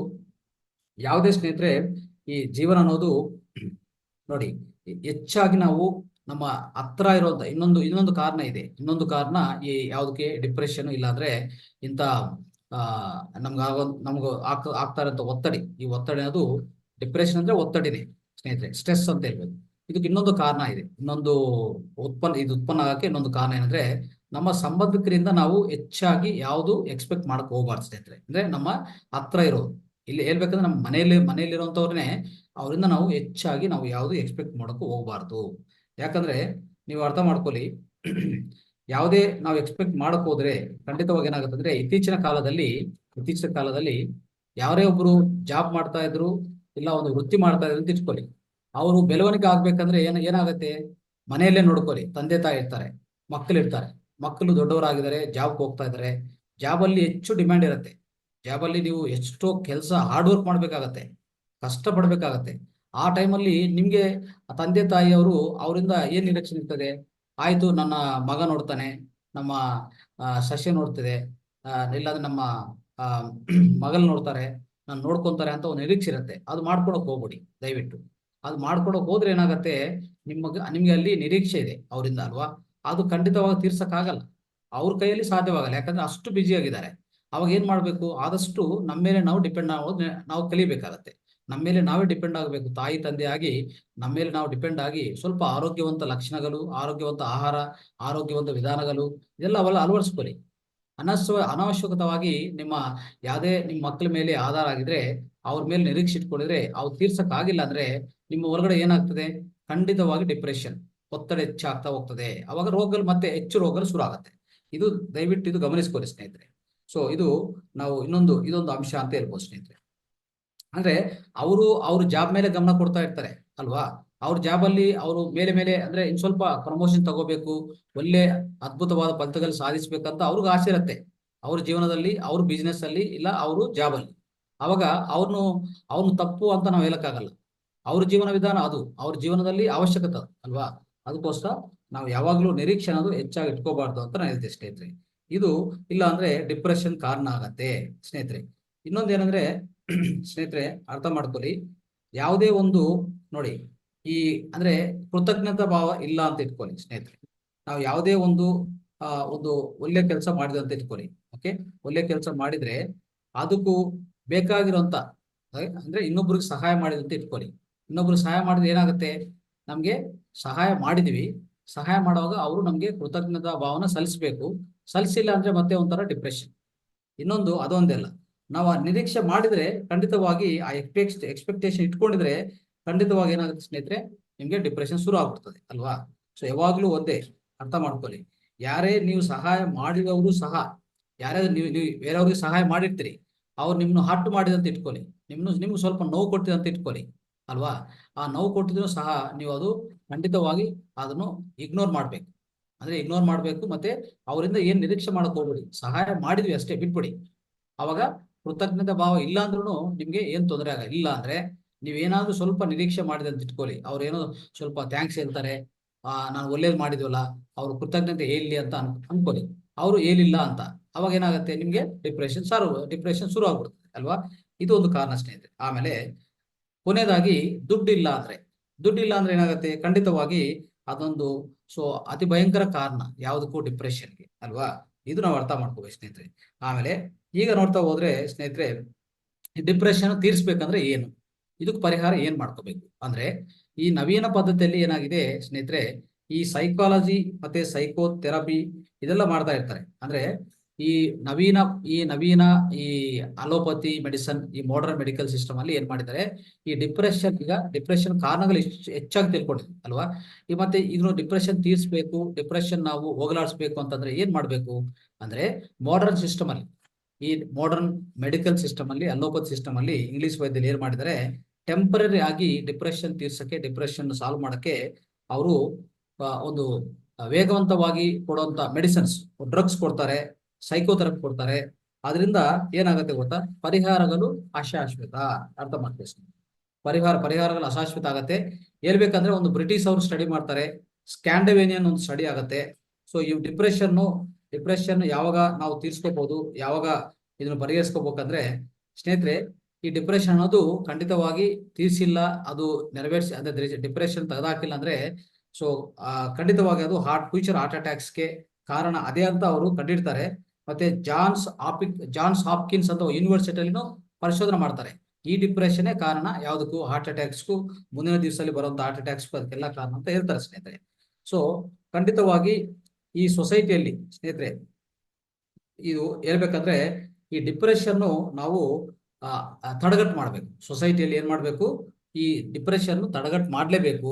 ಅದು ನವೀನ ವೈದ್ಯದಲ್ಲಿ ಇಲ್ಲ, ಹೆಚ್ಚು ಅದ್ರ ಬಗ್ಗೆ ಸಂಶೋಧನೆ ನಡೆದಿದ್ರು ಅವರು ಪರಿಹಾರಗಳು ಕೊಟ್ಟಿಲ್ಲ. ಯಾಕಂದ್ರೆ ಪರಿಹಾರಗಳು ಪೂರ್ತಿ ಕೊಡಲ್ಲ ಅವ್ರು, ಯಾಕಂದ್ರೆ ಅದರಿಂದ ಅವ್ರಿಗೆ ಲಾಭ ಹೆಚ್ಚಾಗಿರಲ್ಲ. ಅರ್ಥ ಮಾಡ್ಕೊಳ್ಳಿ. ಸೊ ಮತ್ತೆ ಏನ್ ಮಾಡ್ಬೇಕು ಅಂತಂದ್ರೆ, ಖಂಡಿತವಾಗಿ ನಮ್ಮ ಎಜುಕೇಶನ್ ಸಿಸ್ಟಮ್ ಸ್ನೇಹಿತರೆ, ಎಜುಕೇಶನ್ ಸಿಸ್ಟಮ್, ವೈದ್ಯ ವಿಧಾನ ಹೇಗೆ ಚೇಂಜ್ ಮಾಡ್ಬೇಕು ಹೇಳ್ತೀನಿ ನಾನು. ಆದ್ರೆ ಯಾವ ತರ ಚೇಂಜ್ ಮಾಡ್ಬೇಕು, ನಮ್ಮ ಇರುವಂತ ಎಜುಕೇಶನ್ ಸಿಸ್ಟಮ್ ಅಲ್ಲಿಂದ ಶುರು ಆಗ್ಬೇಕು. ಈ ಪರಿವರ್ತನೆ ಅನ್ನೋದು ಅಲ್ಲಿಂದ ಶುರು ಮಾಡ್ಬೇಕು. ಯಾವ ತರ ಆಗತ್ತೆ ಅಂದ್ರೆ, ಈಗ ಈ ಇತ್ತೀಚಿನ ಕಾಲದಲ್ಲಿ ಇರುವಂತ, ಈ ಇಂದಿನ ಕಾಲದಲ್ಲಿ ಇರುವಂತ ಈ ವಿದ್ಯಾವಿಧಾನ ಹೇಗಿದೆ ಅಂದ್ರೆ ಹೆಚ್ಚು ಕಾಂಪಿಟೇಷನ್ ಸ್ನೇಹಿತರೆ. ಈ ಕಾಂಪಿಟೇಷನ್ ಅನ್ನೋದು ತೆಗೆದಾಕ್ಬೇಕು. ಅಂದ್ರೆ ಕಾಂಪಿಟೇಷನ್ ಅಂತ ಹೆಂಗಿದೆ, ಒಬ್ರಿಗೆ ಇನ್ನೊಬ್ಬರ ಮಧ್ಯೆ ಕಾಂಪಿಟೇಷನ್, ಹೆಚ್ಚು ಮಾರ್ಕ್ಸ್ ಇವ್ರಿಗೆ ಬಂದಿದೆ, ಹೆಚ್ಚು ರ್ಯಾಂಕ್ ಬಂದಿಲ್ಲ, ನಮ್ಮ ಮಗಳಿಗೆ ಸರಿಯಾಗಿ ಮಾರ್ಕ್ಸ್ ಬಂದಿಲ್ಲ, ಅವ್ರಿಗೆ ಪಕ್ಕದ ಮನೆಯವ್ರಿಗೆ ಹೆಚ್ಚಾಗಿ ಬಂದಿದೆ ಅಂತ ಈ ಕಾಂಪಿಟೇಷನ್ ಅನ್ನೋದು ಇದೆ ನೋಡಿ, ಕಾಂಪಿಟೇಷನ್ ವಿದ್ಯಾವಿಧಾನ ಅದು ಸರಿ ಇಲ್ಲ ಅಷ್ಟೇ. ಕಾಂಪಿಟೇಷನ್ ಯಾರ ಜೊತೆಗೆ ಕಾಂಪಿಟೇಷನ್ ಇರಬೇಕು, ನಿಮ್ ಜೊತೆಗೆ ನಿಮ್ಗೆ ಕಾಂಪಿಟೇಷನ್. ಇವತ್ತಿನ ಅಂದ್ರೆ ಈ ವರ್ಷ ಇಷ್ಟು ಮಾರ್ಕ್ಸ್ ಬಂದಿದೆ, ನೆಕ್ಸ್ಟ್ ಮುಂದಿನ ವರ್ಷ ನನಗೂ ಇದಕ್ಕಿಂತ ಸ್ವಲ್ಪ ಹೆಚ್ಚಾಗಿ ಬರ್ತದೆ, ಸಾಕು ಅಲ್ವಾ. ಒಂದೊಂದು ಮನುಷ್ಯ ಏನಾಗುತ್ತೆ ಅಂತ ಸ್ನೇಹಿತರೆ, ಒಬ್ಬೊಬ್ಬರಿಗೆ ಒಂದು ಮೈಂಡ್ ಇದೆ, ಅವ್ರಿಗಾಗಿ ಪ್ರತ್ಯೇಕ ಮೈಂಡ್ ಇದೆ, ಪ್ರತ್ಯೇಕ ಮನಸ್ಸಿದೆ. ಅರ್ಥ ಆಯ್ತಲ್ಲ. ಹೇಳ್ಬೇಕಂದ್ರೆ ಒಬ್ಬೊಬ್ರು ಒಂದು ಚೈತನ್ಯ ಪದಾರ್ಥ, ಯಾರನ್ನು ಇನ್ನೊಬ್ಬರ ಜೊತೆಗೆ ಹೋಲ್ಸ್ಬಾರ್ದು, ಯಾವಾಗ ಕಂಪೇರ್ ಮಾಡಕ್ ಹೋಗ್ಬಿಡಿ. ಕಾಂಪಿಟೇಷನ್ ಮೈಂಡ್ ಬೇಡ, ಕಾಂಪಿಟೇಷನೇ ಬೇಡ. ಕಾಂಪಿಟೇಷನ್ ಇರ್ಬೇಕಾದ್ರೆ ನಿಮ್ ಜೊತೆಗೆ ನಿಮ್ ಕಾಂಪಿಟೇಷನ್ ಇರ್ಬೇಕು ಅಷ್ಟೇ. ಅಂತ ವೈದ್ಯ ವಿಧಾನ, ಈ ವಿದ್ಯಾವಿಧಾನ ನಾವು ತಗೊಂಡ್ ಬಂದ್ರೆ, ಅದು ಪ್ರವೇಶ ಮಾಡಿದ್ರೆ ಖಂಡಿತವಾಗಿ ನಮ್ಮ ಜೀವನದಲ್ಲಿ ಎಷ್ಟೋ ಬಲವಣಿಗೆ ಬರುತ್ತೆ. ಹೇಳ್ಬೇಕಂದ್ರೆ ಅವಾಗ ಒಂದು ಶ್ರೇಷ್ಠವಾದ ಈ ಜೀವನ ಅನ್ನೋದು ಸಿಗತ್ತೆ ಸ್ನೇಹಿತರೆ. ಸೊ ಏನಾಗ್ತಾ ಇದೆ ಅಂದ್ರೆ, ಈ ಕಾಂಪಿಟೇಷನ್ ಮೈಂಡು, ಕಾಂಪಿಟೇಷನ್ ವಿದ್ಯಾವಿಧಾನ ಇದೆಲ್ಲ ಈಗಾಗಲೇ ನೋಡಿ, ಮೆಕಲೆ ಎಜುಕೇಶನ್ ನಾವೀಗ ಏನು ಅನುಭವಿಸ್ತಾ ಇದೀವಿ, ಮೆಕಲೆ ಎಜುಕೇಶನ್ ಅಂತ ಹೇಳ್ತೀವಿ. ನಮ್ಮ ಭಾರತ ದೇಶದಲ್ಲಿ ಈಗಾಗಲೇ ಇರುವಂತಹ ಇಂಗ್ಲಿಷ್ ವಿದ್ಯಾವಿಧಾನ ಅಂತ ಹೇಳ್ಬೋದು. ಸೊ ಈ ಪೂರ್ತಿ ವಿದ್ಯಾನು ಇಂಗ್ಲಿಷ್ ವಿದ್ಯಾನೇ ಅಂತ ಹೇಳ್ಬೋದು ನಾವು ಅಲ್ವಾ. ಇಂಗ್ಲಿಷ್ ಎಜುಕೇಶನ್ ಯಾವ ತರ ಇದೆ, ಈ ಎಜುಕೇಶನ್ ಇಂದ ಹೆಚ್ಚಾಗಿ ದ್ವೇಷ ಹೆಚ್ಚಾಗ್ತಾ ಇದೆ. ಸೊಸೈಟಿಯಲ್ಲಿ ನೋಡ್ತಾ ಇದೀವಲ್ಲ, ದ್ವೇಷ ಹೆಚ್ಚಾಗ್ತಾ ಇದೆ. ಈ ದುಡ್ಡು ಸಂಪಾದನೆ ಮಾಡ್ಬೇಕಂತಾನೆ ಬಿಟ್ಟು ಯಾವುದು ಬೇರೆ ಅವ್ರಿಗೆ ಆಸಕ್ತಿ ಇಲ್ಲ. ಮತ್ತೆ ದ್ವೇಷ ಹೆಚ್ಚಾಗೋದು, ಅದ್ ಜೊತೆಗೆ ಈ ಹೇಳ್ಬೇಕಂದ್ರೆ ಹಸು ಹೆಚ್ಚಾಗೋದು, ಓಕೆ, ಈ ತರ ಕಂಪೇರ್ ಮಾಡ್ಕೊಳ್ಳೋದು, ಇದೆಲ್ಲ ಹೆಚ್ಚಾಗಿದೆ ಸ್ನೇಹಿತರೆ. ಇದೆಲ್ಲಾನು ಖಂಡಿತವಾಗಿ ನಮ್ಮ ಮಕ್ಕಳ ಆ ಮೈಂಡ್ ಅಲ್ಲಿ ಮಕ್ಕಳ ಹೇಳ್ಬೇಕಂದ್ರೆ ಮಕ್ಕಳ ಅವರು ಮನಸ್ಸಿದೆಯೋ ಅದ್ರ ಮೇಲೆ ತುಂಬಾ ಹೆಚ್ಚಾಗಿ ಅಡ್ಡ ಪರಿಣಾಮ ಬೀಳುತ್ತೆ ಸ್ನೇಹಿತರೆ. ಅದಕ್ಕೋಸ್ಕರ ನಾವು ಎಂತ ಎಜುಕೇಶನ್ ಸಿಸ್ಟಮ್ ಮಾಡ್ಬೇಕಂದ್ರೆ ನಮ್ಮ ಪ್ರಾಚೀನ ಕಾಲದ ಗುರುಕುಲ ಎಜುಕೇಶನ್ ಹೋಗ್ಬೇಕು ಸ್ನೇಹಿತರೆ. ಗುರುಕುಲ ಎಜುಕೇಶನ್ ಹೋದ್ರೆ ಖಂಡಿತವಾಗಿ ಪ್ರತಿಯೊಬ್ಬರು ನೋಡಿ ಯಾವುದೇ ಆ ನಮ್ಮ ಮಕ್ಕಳ ಮನಸ್ಸಲ್ಲಿರುವಂತ ಈ ನಕಾರಾತ್ಮಕ ಯೋಚನೆಗಳು ಭಾವನೆಗಳು ಎಲ್ಲ ತೆಗೆದಾಕಕ್ಕೆ ಗುರುಕುಲ ಎಜುಕೇಶನ್ ತುಂಬಾ ಸಹಾಯ ಆಗತ್ತೆ ಸ್ನೇಹಿತರೆ, ಅರ್ಥ ಮಾಡ್ಕೊಳ್ಳಿ. ಸೊ ಇದು ನಾವು ಖಂಡಿತವಾಗಿ ಇದು ಅಳವಡಿಸ್ಕೋಬೇಕು.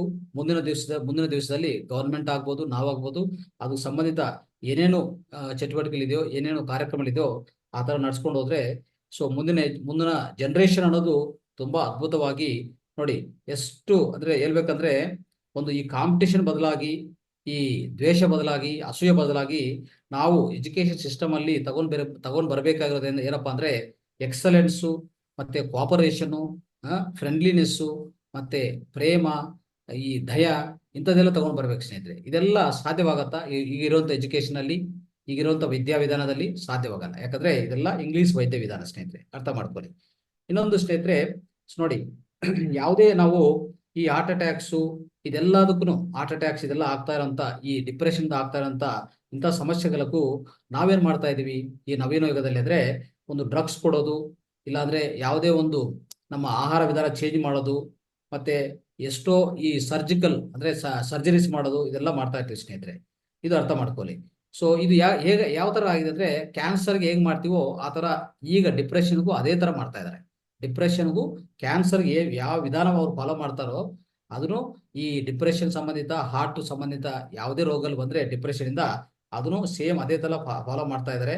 ಹೇಳ್ಬೇಕಂದ್ರೆ ಈ ಪಾಶ್ಚಾತ್ಯ ವಿಧಾನಗಳು ಏನಿದೆಯೋ ಸೊ ಅದು ಖಂಡಿತವಾಗಿ ಫಾಲೋ ಮಾಡ್ತಾ ಇರುವಾಗ ಇಲ್ಲಿ ಏನಾಗ್ತಾ ಇದೆ, ಈ ಮೆಡಿಸಿನ್ಸ್ ಹೆಚ್ಚು ಕೊಡೋದು ಅಲ್ವಾ. ಸೊ ಈ ಮೆಡಿಸಿನ್ಸ್ ಹೆಚ್ಚು ಕೊಟ್ಟು ಈ ಮೆಡಿಸಿನ್ಸ್ ಇಂದ ಪರಿಹಾರ ಮಾಡ್ಬೇಕಂತ ನೋಡ್ತಾ ಇರೋ ಬಿಟ್ಟು ಈ ಡಿಪ್ರೆಷನ್ ಯಾಕೆ ಬಂದಿದೆ ಅದನ್ನ ಯಾವ ತರ ಪರಿಹಾರ ಮಾಡ್ಬೇಕಂತ ಡಾಕ್ಟರ್ಗಳು ನೋಡ್ತಾ ಇಲ್ಲ. ಡಾಕ್ಟರ್ಸ್ ಅದ್ರ ಬಗ್ಗೆ ಗಮನ ಕೊಡ್ತಾ ಇಲ್ಲ ಸ್ನೇಹಿತರೆ. ಹೆಚ್ಚಾಗಿ ಕೊಡೋದು ಏನ್ ಗಮನ ಕೊಡ್ತಾ ಇದೆ ಅಂದ್ರೆ ಸೊ ಈ ಇಂಥ ಡಿಪ್ರೆಷನ್ ಇಂದ ಹಾರ್ಟ್ ಅಟ್ಯಾಕ್ ಬಂದಿದೆ ಅಂತಂದ್ರೆ ಹಾರ್ಟ್ ಅಟ್ಯಾಕ್ನು ಯಾವ ತರ ಪರಿಹರಿಸಬೇಕು, ಯಾವ ತರ ಸರ್ಜರಿ ಮಾಡ್ಬೇಕಾ ಇಲ್ಲ ಇಂಜೆಕ್ಷನ್ ಹಾಕ್ಬೇಕಾ ಅದು ಮಾತ್ರ ನೋಡ್ತಾ ಇದ್ದಾರೆ. ಅದು ತಪ್ಪು. ಅದರಿಂದ ನಮ್ಗೆ ಏನು ದೀರ್ಘಕಾಲದ ಫಲಿತಗಳು ಬರಲ್ಲ ಸ್ನೇಹಿತರೆ, ಅರ್ಥ ಮಾಡ್ಕೊಳ್ಳಿ. ಇದು ಹೇಗಿರ್ತದೆ ಅಂದ್ರೆ ಸ್ನೇಹಿತರೆ, ನಾವು ಏನು ನಮ್ಮ ಬಾಯಿ ಒಳಗಡೆ ಏನು ಅಂದ್ರೆ ಏನು ಹಾಕೊಂತೀವಿ ಅಂದ್ರೆ ನಾವು ಬಾಯಿಗೆ ನಾವು ಏನು ಸ್ವೀಕಾರ ಮಾಡ್ತೀವಿ ಆಹಾರ ನೋಡಿ ಅದನ್ನು ನಮ್ಗೆ ಅಷ್ಟು ಏನು ಕೆಟ್ಟದ್ದು ಮಾಡಲ್ಲ. ಅದೇ ಹೇಳ್ತೀವಲ್ಲ, what goes in to the mouth that may not defile the person, that may not destroy the person. What comes out of our mouth it is going to damages, it is going to defile the person. ಅಂದ್ರೆ ನಮ್ಮ ಬಾಯಿ ಒಳಗಡೆ ಏನು ಹೋಗ್ತಾ ಇದೆಯೋ ಆಹಾರ ಹೋಗ್ತದಲ್ಲ ಅದನ್ನು ಚೆನ್ನಾಗಿರ್ಬೇಕು ಅಂತಾನೆ ಹೇಳ್ತೀವಿ, ತುಂಬಾ ಸ್ವಚ್ಛವಾಗಿರ್ಬೇಕಂತ. ಆದ್ರೆ ಅದರಿಂದ ಆಗುವಂತ ಅಡ್ಡ ಪರಿಣಾಮಗಿಂತ ನಮ್ಮ ಬಾಯಿ ಒಳಗಡೆಯಿಂದ ಆಚೆ ಕಡೆಯಿಂದ ನಮ್ಮ ಬಾಯಿಯಿಂದ ಹೊರಗಡೆ ಬರುವಂತ ಯೋಚನೆಗಳಾಗ್ಬೋದು ಮತ್ತೆ ಮಾತುಗಳಾಗ್ಬೋದು, ಅದರಿಂದ ನಮ್ಮ ದೇಹವೇ ಸೊ ಒಂಥರ ಹೇಳ್ಬೇಕಂದ್ರೆ ಅನಾರೋಗ್ಯವಂತ ಆಗ್ತಾ ಇದೆ. ಅದರಿಂದ ಹೆಚ್ಚು ಸಮಸ್ಯೆಗಳು ನಾವು ತಗೊಂತಾ ಇದ್ದೀವಿ ಸ್ನೇಹಿತರೆ. ಅದಕ್ಕೋಸ್ಕರ ಯಾವಾಗ್ಲೂ ಅರ್ಥ ಮಾಡ್ಕೊಳ್ಳಿ. ಸೊ ನಮ್ಗಿರುವಂತ ಸ್ನೇಹಿತರೆ ಈಗ ಇರುವಂತ ಸಿಸ್ಟಮ್ ನಾವು ಚೇಂಜ್ ಮಾಡ್ಬೇಕಂದ್ರೆ ಪ್ರತಿಯೊಬ್ಬರು ತುಂಬಾ ಒಂಥರ ಹೇಳ್ಬೇಕಂದ್ರೆ ಯಾರು ಅವರು ಸ್ವಂತ ಗೇನ್ಸ್ಗೋತ್ರ ನೋಡಬಾರ್ದು ಸ್ನೇಹಿತರೆ. ಯಾರೇ ಆಗ್ಲಿ, ಗವರ್ಮೆಂಟ್ ಆಗ್ಲಿ, ಬಿಸ್ನೆಸ್ ಪರ್ಸನ್ಸ್ ಆಗ್ಲಿ, ಅವರೆಲ್ಲಾನು ನಿಜವಾಗಿ ಎಲ್ಲರೂ ನಾವು ಒಳ್ಳೆ ಯಶಸ್ವಿ ಕಂಡಿಡ್ಬೇಕು ನಮ್ಮ ಜೀವನದಲ್ಲಿ. ಇಂಥ ಡಿಪ್ರೆಷನ್ ಅಂತ ಸೊಸೈಟಿಯಿಂದ ಆಚೆ ಕಡೆ ಬರ್ಬೇಕಂದ್ರೆ ಪ್ರತಿಯೊಬ್ಬರು ಹಾರ್ಡ್ ವರ್ಕ್ ಮಾಡ್ಬೇಕು ಸ್ನೇಹಿತರೆ. ಯಾರು ಅವ್ರ ಪರ್ಸನಲ್ ಗೇನ್ಸ್ಗೋಸ್ಕರ ವರ್ಕ್ ಮಾಡಬಾರ್ದು. ಆ ತರ ಮಾಡಿದ್ರೆ ಖಂಡಿತವಾಗಿ ಇದು ನಾವು ಬಗೆಹರಿಸಕ್ಕಾಗಲ್ಲ ಸ್ನೇಹಿತರೆ. ಆದ್ರೆ ಪ್ರತಿಯೊಂದನು ಎಲ್ಲಿಂದ ಶುರು ಆಗತ್ತೆ, ಒಂದು ಸ್ಟೆಪ್ ಮುಂದಕ್ಕೆ ಆಗ್ಬೇಕು, ಒಂದು ಹೆಜ್ಜೆ. ಯಾರೇ ಆಗ್ಲಿ, ಸೊ ನಾವಾಗ್ಲಿ, ಗವರ್ಮೆಂಟ್ ಆಗ್ಲಿ, ಇನ್ನು ಬೇರೆ ಸೊಸೈಟಿಗಳಾಗ್ಲಿ, ಬಿಸ್ನೆಸ್ಗಳಾಗ್ಲಿ, ಅವರೆಲ್ಲಾನು ಅವ್ರ ಪರ್ಸನಲ್ ಗೇನ್ಸ್ಗೋಸ್ಕರ ಈ ವೈದ್ಯ ವಿಧಾನದಲ್ಲಿ ಈ ಹಾರ್ಟ್ ಅಟ್ಯಾಕ್ಸ್ನು ಸೊ ಆತರ ಬಿಸ್ನೆಸ್ಗೋಸ್ಕರ ಅಳವಡಿಸ್ಕೊಳ್ಳೋದು, ಅದು ಕಾರಣ ಆಗಿರುವಂತ ಡಿಪ್ರೆಷನ್ ಬಿಟ್ಬಿಡೋದು, ಅದು ಸರಿಯಾಗಿ ಪರಿಹಾರ ಕೊಡಲ್ಲ ಅಂತ ಇರೋದು, ಇದೆಲ್ಲ ಮಾಡಬಾರ್ದು. ಓಕೆ, ಅವಾಗ ನಾವು ಸಮಾಜವನ್ನು ನಿಜವಾಗಿ ಒಂದು ಸ್ವಚ್ಛವಾದ ಸಮಾಜವನ್ನು ನಿರ್ಮಿಸಬೇಕಂದ್ರೆ ನಾವೆಲ್ಲರೂ ಒಂದು ಹೆಜ್ಜೆ ಮುಂದಿಡ್ಬೇಕಾಗತ್ತೆ. ಅದಕ್ಕೆ ಹೇಳ್ತಾ ಇದ್ದೀವಲ್ಲ, so journey of even hundreds of miles start with the first step ಅಂತ ಹೇಳ್ತಾ ಇದ್ದೀವಿ ನೋಡಿ. ಸೊ ಆ ಫಸ್ಟ್ ಸ್ಟೆಪ್ ಅನ್ನೋದು ಸ್ನೇಹಿತರೆ, ಆ ಫಸ್ಟ್ ಸ್ಟೆಪ್ ಮೊದಲನೇ ಸ್ಟೆಪ್ ತಗೋಬೇಕು ಅಂದ್ರೆ, ಮೊದಲನೇ ಹೆಜ್ಜೆ ಆಗ್ಬೇಕಂದ್ರೆ ನಮಗೂ ಅಷ್ಟು ಧೈರ್ಯವಾಗಿ ನಾವು ಮೊದಲನೇ ಹೆಜ್ಜೆ ಇಡಬೇಕು ಅಂತ ಅರ್ಥ ಮಾಡ್ಬೋದು ಸ್ನೇಹಿತರೆ. ಸೊ ಇನ್ನೊಂದೇನಂದ್ರೆ ಸ್ನೇಹಿತರೆ, ಯಾವುದೇ ನೋಡಿ, ಸೊ ಒಂದು ವ್ಯಾಖ್ಯಾನ ಇದೆ ಸ್ನೇಹಿತರೆ. So who has begun his task the has half done it. ಅಂದ್ರೆ ಅರ್ಥ ಏನಂದ್ರೆ ಯಾರೇ ಒಂದು ಹೆಜ್ಜೆ ಮುಂದಿಟ್ಟಿದೆ ಅಂದ್ರೆ 50% ಕೆಲಸ ಆಗಿದೆ ಅಂತ ಅರ್ಥ ಸ್ನೇಹಿತರೆ. ಸೊ 50 ಕೆಲಸ ಆಗಿದೆ ಅಂತ ಅರ್ಥ. ಅದಕ್ಕೆ ಬೇಕಾಗಿರೋದು ಧೈರ್ಯ. ಯಾವುದೇ ಒಂದು ನವೀಕರಣ ಮಾಡಬೇಕು, ಒಂದು ಸ್ವಚ್ಛಗೊಳಿಸ್ಬೇಕಂದ್ರೆ ನಾವು ಮುಂದಕ್ಕೆ ಹೋಗ್ಬೇಕಾಗತ್ತೆ ಸ್ನೇಹಿತರೆ. ಸೊ ಈ ತರ ಸ್ನೇಹಿತರೆ, ಸೊ ಸೊ ಈ ತರ ಏನಾಗ್ತದೆ ಅಂದ್ರೆ, ಸೊ ನಿಧಾನವಾಗಿ ನಮ್ಮ ಇಂಡಿಯನ್ ಆಯುರ್ವೇದಿಕ್ ಸಿಸ್ಟಮ್ ಇದೆ ನೋಡಿ. ಇಂಡಿಯನ್ ಆಯುರ್ವೇದಿಕ್ ಸಿಸ್ಟಮ್ ಏನಿದೆಯೋ ಅದರಲ್ಲಿ ಪ್ರತಿಯೊಂದು ಪರಿಷ್ಕಾರ ಇದೆ ಸ್ನೇಹಿತರೆ. ಪ್ರತಿಯೊಂದು ಪರಿಷ್ಕಾರ ಇದೆ. ಈಗಾಗಲೇ ನಮ್ಮ ಋಷಿ ಮುನಿಗಳು ಕಂಡಿಡಿದ್ದಾರೆ. ನಾವೇನು ಅಂದ್ರೆ ಪ್ರತ್ಯೇಕವಾಗಿ ನಾವು ಕಂಡಿಡೋದು ಏನು ಬೇಕಾಗಿಲ್ಲ. ಆದ್ರೆ ನಾವು ಒಂದು ಹೆಜ್ಜೆ ಮುಂದಿಡಬೇಕು, ಗವರ್ಮೆಂಟ್ ಆದ್ರೂ ನಾವಾದ್ರೂ. ಅವಾಗ ಅದನ್ನೆಲ್ಲ ನಾವು ಪಾಲನೆ ಮಾಡಿದ್ರೆ ಅದ್ಭುತ ಫಲಿತಗಳು ಸಿಗತ್ತೆ. ಈ ಡಿಪ್ರೆಷನ್ ಇಂದ ನಾವು ಬೇಗ ಸೊಸೈಟಿನ ಆಚೆ ಕಡೆ ಕಲಿಸ್ಬೋದು ಅಂತ ಸ್ನೇಹಿತರೆ. ಯಾಕಂದ್ರೆ ಇಂಡಿಯನ್ ಆಯುರ್ವೇದ ಅಂದ್ರೆ ಅದೇ science of life, way of living. So science of living, science of life ಅಂತ ಹೇಳ್ತೀವಿ ಯಾವುದಕ್ಕೂ ಆಯುರ್ವೇದ. ಪ್ರತಿಯೊಂದು ಹೇಳ್ಕೊಡುತ್ತೆ ನೋಡಿ. ಒಂದು ವ್ಯಾಖ್ಯಾನ ಇದೆ ಹೇಳ್ಬೇಕಂದ್ರೆ, ಒಂದು ಪದ್ಯ ಅಂತ ಹೇಳ್ಬೋದು. ಒಂದು ಪದ್ಯ, ಒಂದು ಕವಿತಾ ತರ ಕೊಟ್ಟಿದ್ದಾರೆ. ಅದರಲ್ಲಿ ಎಷ್ಟೋ ಅರ್ಥ ಇದೆ. ಏನಂತದು? ಕ್ರೋಧ, ಶೋಕ, ಭಯ, ಆಯಾಸ, ವಿರುದ್ಧಾನ್ನ ಭೋಜನ, ತಪೋನರನ್, ಕತ್ವಂಲ, ಕ್ಷಾರ, ಲವಣ, ರಕ್ತಪಿತ್ತ ಪ್ರಕೋಪಯೇತ್ ಅಂದ್ರೆ ಇದು ಈ ವ್ಯಾಖ್ಯಾನ, ಇದರಲ್ಲಿ ತುಂಬಾ ಅರ್ಥ ಇದೆ ಸ್ನೇಹಿತರೆ. ಇದು ಒಂದು ಆಯುರ್ವೇದದಲ್ಲಿಂದ ಒಂದು ಸಂಸ್ಕೃತ ಭಾಷೆಯಲ್ಲಿರುವಂತ ಒಂದು ವ್ಯಾಖ್ಯಾನ, ಒಂದು ಕವಿತಾ ಅಂತ ಹೇಳಿ. ಮತ್ತೆ ಓದ್ತೀನಿ ನೋಡಿ. ಕ್ರೋಧ, ಶೋಕ, ಭಯ, ಆಯಾಸ, ವಿರುದ್ಧಾನ್ನ ಭೋಜನ, ತಪೋನಲ, ಕತ್ವಾಮ್ಲ, ಕ್ಷಾರ, ಲವಣ, ರಕ್ತಪಿತ್ತ ಪ್ರಕೋಪಯೇತ್. ಇದು ಒಂದು ಸ್ಟ್ಯಾಂಜರ್, ಒಂದು ವ್ಯಾಖ್ಯಾನ, ಒಂದು ಕವಿತಾ, ಒಂದು ಪದ್ಯ ಸ್ನೇಹಿತರೆ. ಇದು ಅರ್ಥ ಏನಂದ್ರೆ ನೋಡಿ, ಕ್ರೋಧ ಅಂದ್ರೆ ಕೋಪ, ಮತ್ತೆ ಶೋಕ ಅಂದ್ರೆ ಹೆಚ್ಚು ದುಃಖ, ಡಿಪ್ರೆಷನ್ ಅಂತ ಹೇಳ್ಬೋದು. ಯಾವುದು ಶೋಕ ಅಂದ್ರೆ. ಭಯ ಅಂದ್ರೆ ಒಂದು ಭಯ ಅನ್ನೋದು ಎಲ್ಲರಿಗೂ ಗೊತ್ತು ಸ್ನೇಹಿತರೆ. ಮತ್ತೆ ಆಯಾಸ ಅಂದ್ರೆ ಹೆಚ್ಚಾಗಿ ಒಂಥರ ಅಲಸಟ, ಆಯಾಸ ಸ್ನೇಹಿತರೆ. ವಿರುದ್ಧಾನ್ನ ಭೋಜನ ಅಂದ್ರೆ ಹೇಳ್ಬೇಕಂದ್ರೆ ನಾವು ಕೂತ್ಕೊಂಡು ಕೆಲಸ ಮಾಡೋದು ಹೆಚ್ಚಾಗಿ ಮಾಡ್ತಾ ಇರ್ತೀವಿ, ಅದು ಒಂಥರ. ಸೊ ಅದು ವಿರುದ್ಧಾನ್ನ ಭೋಜನ ಅಂತ ನಾವು ಕರೀಬಹುದು ಸ್ನೇಹಿತರೆ. ಸೊ ಇಂಥದೆಲ್ಲ ಇತ್ಯಾದಿ ಅಂಶಗಳು ನೋಡ್ತಾ ಇದ್ರೆ ಇದೆಲ್ಲದಕ್ಕೂ ಯಾವ್ದು ಕಾರಣಪ್ಪ ಅಂದ್ರೆ ನಮ್ಮ ಜೀವನದಲ್ಲಿ ಆಗ್ತಾ ಇರೋಂಥ ಎಲ್ಲಾ ವ್ಯಾಧಿಗಳಿಗೂ ಇವು ಕಾರಣ ಅಂತ ಹೇಳಿದ್ದಾರೆ ಸ್ನೇಹಿತರೆ. ಈ ಪದ್ಯದಿಂದ ಅದು ಆ ಮಾಹಿತಿ ಕೊಟ್ಟಿದ್ದಾರೆ, ಅರ್ಥ ಕೊಟ್ಟಿದ್ದಾರೆ. ಮತ್ತೆ ಇದಕ್ಕೂ ಪರಿಹಾರ ಇದೆಯಾ ಅಂತಂದ್ರೆ ಇನ್ನೊಂದು ಪದ್ಯ ಮುಖಾಂತರ ಹೇಳಿದ್ದಾರೆ ನೋಡಿ. ಯಾವ್ದಲ್ಲಿ? ಆಯುರ್ವೇದದಲ್ಲಿ. ನಿತ್ಯ ಹಿತ ಮಿತ ಆಹಾರ ಸೇವಿ, ಸಮೀಕ್ಷಾಕಾರಿ, ದಾತ ಸಮಹ, ಸತ್ಯಾಪಾರ, ಕ್ಷಮವಾಂ, ವಿಷಯೇ ವಾಸಕ್ತಃ, ಆಪ್ತೋಪಸೇವಿ, ಭವೇತ ಆರೋಗ್ಯಂ ಅಂತ ಹೇಳಿದ್ದಾರೆ ನೋಡಿ. ಅದ್ಭುತವಾದ ಫಲಿತನೂ ಅಂದ್ರೆ ಅಲ್ಲಿ ಪರಿಹಾರ ಕೊಟ್ಟಿದ್ದಾರೆ, ಮೇಲೆ ಕಾರಣಗಳು ಕೊಟ್ಟಿದ್ದಾರೆ. ಈ ಡಿಪ್ರೆಷನ್ಗೂ ಮತ್ತೆ ಈ ಇತ್ತೀಚಿನ ಕಾಲದಲ್ಲಿ ನಾವು ಎದುರ್ಕೊಂಡಂತ ಈ ರೋಗಗಳಿದೆ ನೋಡಿ, ಆ ರೋಗಗಳ ಕಾರಣ ಒಂದು ಪದ್ಯ ಮುಖಾಂತರ, ಪರಿಹಾರಗಳು ಇನ್ನೊಂದು ಪದ್ಯ ಮುಖಾಂತರ. ಏನಂತ ಹೇಳ್ತಾರೆ ನೋಡಿ. ನೀವು ತಿನ್ನೋದು ಕಮ್ಮಿ ತಿನ್ಬೇಕು, ಅಂದ್ರೆ ಮಿತವಾಗಿ ತಿನ್ಬೇಕು. ಯಾವಾಗ್ಲೂ ನಿಮ್ಮ ಮನಸ್ಸನ್ನು ಆರೋಗ್ಯವಾಗಿ ಇಟ್ಕೋಬೇಕು. ಯಾವಾಗ್ಲೂ ಹೆಚ್ಚು ಪರಿಶ್ರಮ ಮಾಡಬೇಕು. ಅರ್ಥ ಮಾಡ್ಕೊಳ್ಳಿ. ಯಾರಿಗೂ ಸುಳ್ಳು ಹೇಳಬಾರ್ದು, ಯಾರ ಮೇಲೆ ದ್ವೇಷ ಬೇಡ, ಯಾರನ್ನು ಒಂಥರ ಹೇಳ್ಬೇಕಂದ್ರೆ ಬ್ಯಾಕ್ ಬೈಟಿಂಗ್ ಅಂತ ಹೇಳ್ತೀವಲ್ಲ, ಅದು ಮಾಡಬಾರ್ದು. ಇನ್ನೊಂದು, ನಮಗೂ ಕೊಡಕ್ಕೆ ಧೈರ್ಯ ಇರಬೇಕು ಇನ್ನೊಬ್ರಿಗೆ ಸ್ನೇಹಿತರೆ.